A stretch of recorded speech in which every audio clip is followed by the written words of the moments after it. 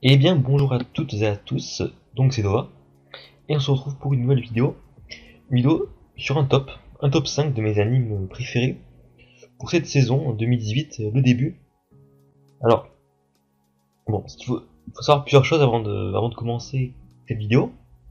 Tout d'abord, je ne suis pas fan des tops, c'est quelque chose que je n'aime pas trop, pour la simple et bonne raison que je trouve que, et je pense que vous l'avez également vu, il y a beaucoup de youtubeurs animes en fait, qui le font, et du coup je vois pas tellement l'intérêt que chaque youtubeur de la thématique des animes recopie justement, à chaque fois se recopie, on voit toujours les mêmes tops, etc. Donc je vois pas trop l'intérêt. Mais pour ma chaîne, je trouve ça intéressant en fait. À ce moment-là de la chaîne, là je viens à peine de débuter mon activité, l'activité des animes, parce que ça permet de mieux me cerner, de cerner mes goûts, ce que j'attends du contenu d'un anime. Et ainsi, ça peut être intéressant pour vous, justement, pour voir si vous êtes prêt à suivre mes vidéos en vous abonnant, justement. Donc voilà, c'est une vidéo que je pense elle arrive au bon moment. Peut-être que j'en ferai d'autres, il n'y a pas de souci, notamment pour la saison prochaine. Bon, en tout cas, dans ce top-là, il y a eu des difficultés à faire ce top. En fait, j'ai eu des difficultés étant donné que j'ai pas eu de réel coup de cœur durant cette saison. Et une autre raison, c'est que je n'ai pas inclus Violet Evergarden, étant donné que je n'ai vu qu'un seul épisode de cet anime. Mais je pense, et je pense que je suis pas le seul à avoir mis dans un top si d'autres youtubeurs l'ont fait. Je pense que Violet Evergarden c'est un anime que j'aurais mis absolument dans mon top, peut-être dans les premiers, je ne sais pas. Mais bon, je n'ai vu qu'un épisode donc je peux pas, voilà, je peux pas le mettre, je pense que vous êtes d'accord avec moi. Donc c'est pour ça que je t'invite à mettre en commentaire de cette vidéo ton propre top, afin que justement on puisse comparer justement les différents avis de chaque personne. Alors, un message aussi de prévention pour la forme. Si je précise que pour que cette vidéo soit plus fine, en fait, j'ai mis dans la description un résumé de chaque anime, ou peut-être un lien, je ne sais pas, un lien de chaque anime en termes de résumé.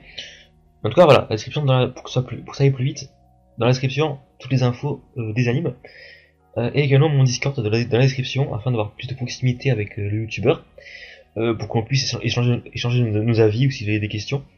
N'hésitez pas, et également mon animaliste, comme d'habitude. Donc on va commencer avec Beatless. Beatless, un anime qui a été assez mal accueilli, enfin, en termes de notes, il n'y a pas une note super.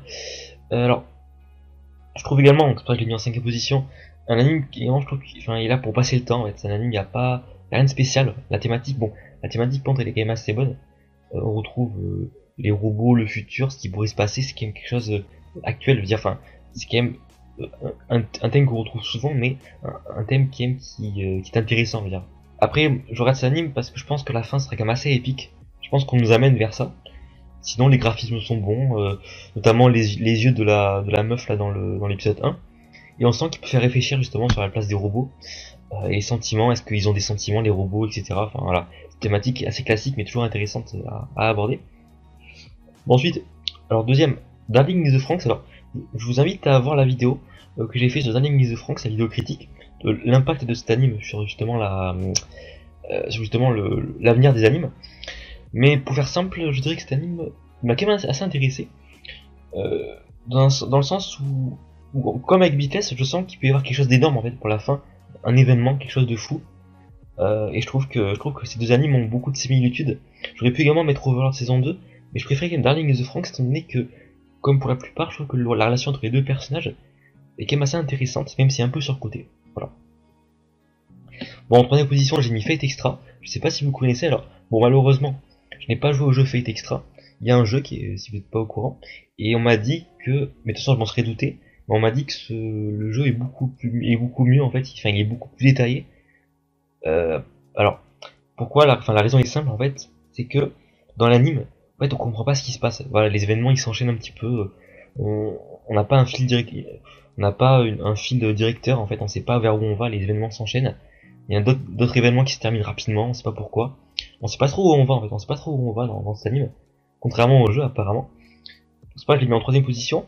Mais en fait, il y a quand même deux raisons qui font que j'aime l'anime et que je continue à le suivre. Le premier c'est que le personnage principal, en fait il dégage quelque chose, je trouve qu'il est assez différent des persos classiques. En fait il me fait penser à Ino Koji dans Classroom of the Elite, vu que c'est un de mes persos préférés.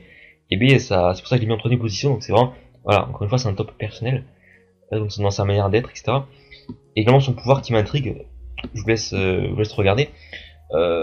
l'anime s'est intéressé par rapport à ce pouvoir. Et sinon, la deuxième raison, c'est Saber, et son fameux Oumu là, son petit cri là qui est assez, qui est quand même assez fun, je trouve. Ça fait un peu penser dans Steingate au fameux tutulu de, je sais plus comment il s'appelait, mais de la fille qui accompagne Okabe.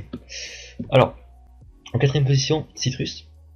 Alors j'ai vraiment aimé cet anime pour deux raisons. D'abord, il m'a fait découvrir le genre Yuri. Enfin, c'est plutôt un shoujo ai. C'est la relation entre deux filles.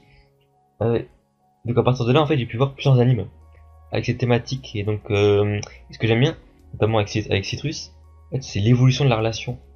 En fait, c'est qui est couplée avec du drama. En fait, c'est bon, Citrus c'est du drama et également un shoujo ai, mais voilà, la relation elle est couplée avec du drama, ce qui fait qu'en fait il y a des événements qui empêchent la progression de la relation. Et ce qui est intéressant avec ces événements qui empêchent la progression de la relation, c'est que ces événements ils sont pas lourds. Ce que j'avais un peu reproché à Just Because qui était sorti l'an dernier, oui. Là, ça peut être vraiment des éléments réels. Enfin, c'est pas vraiment des coïncidences. Ça peut être réel, même si c'est dramatique. Et donc, c'est assez intéressant. Et le point négatif, c'est que ça va pas assez vite. Et non, on m'a dit que dans le manga, c'était la même chose. Donc, bon, à voir. Et donc, mon coup de cœur, c'est le fameux Devilman Crybaby. Alors, Devilman à 100%. J'y croyais pas au début. Franchement, au début, je n'y croyais pas. Je pensais que c'était surcoté. Mais en fait, pas du tout. C'est un anime qui est... Alors, il y a plusieurs raisons qui font que je l'aime et que beaucoup de gens l'aiment. C'est qu'en fait, c'est un anime dynamique. C'est le point fort de Devilman Crybaby. C'est un anime qui est très dynamique. La thématique est bonne. Ça parle de démons. Le style graphique est assez original. Ça va vite. Et le perso principal, je trouve qu'il reprend les codes que moi j'apprécie. C'est-à-dire qu'en fait, le perso, il twist dès l'épisode 1, donc c'est pas vraiment un spoil. Il devient un héros, etc. Enfin, bon. Il n'y a pas de spoil à ce niveau-là. De toute façon, Devilman c'est un peu héros de super-héros si vous remarquez bien, enfin, si on fait le parallèle. Et l'autre point qui m'a fait aimer Devilman Crybaby, c'est qu'il n'a pas de filtre en fait. On voit les morts, on voit le cul. C'est assez réaliste en fait à ce niveau-là. Et le point que j'ai le plus apprécié, c'est qu'en fait il y a une vraie fin. Il y a trop d'animes qui sont des animes pro, des animes promotion en fait. Et les animes promotion, c'est quoi si vous connaissez pas? C'est comme ça que je les appelle. Des animes qui font 12 épisodes par exemple. Et la fin, c'est une fin promotion pour aller voir la suite sur le support original. Donc ça peut être le manga, le light novel, le visual novel. Il y en a assez quoi. Là, c'est vraiment il y a une vraie fin. Voilà. Et bien sûr, ce format de 10 épisodes est vraiment ce qu'il faut. 10 épisodes, c'est bien, c'est ce qu'il faut, je pense, pour un anime comme Devilman Crybaby. Donc voilà, merci de m'avoir écouté. Alors, je vous invite à vous abonner, liker, partager. Et mettre en commentaire votre avis, même s'il y a le Discord, je vous invite quand même à mettre en commentaire votre avis, c'est vraiment intéressant pour justement qu'il y ait du partage.